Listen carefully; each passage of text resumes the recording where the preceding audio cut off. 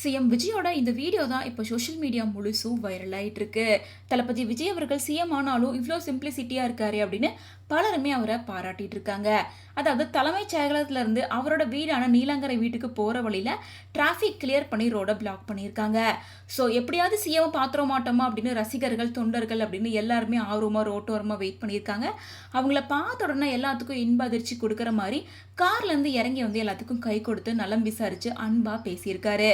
CM ஆனதுக்கு அப்புறமாவும் மக்கள்ல ஒருத்தரா இருந்து மக்கள் கிட்ட இவ்வளோ அன்பா பேசுறாரு அப்படின்னு சொல்லிட்டு இந்த வீடியோ தான் இப்போ சோஷியல் மீடியா முழுசும் வைரல் ஆயிட்டு இருக்கு.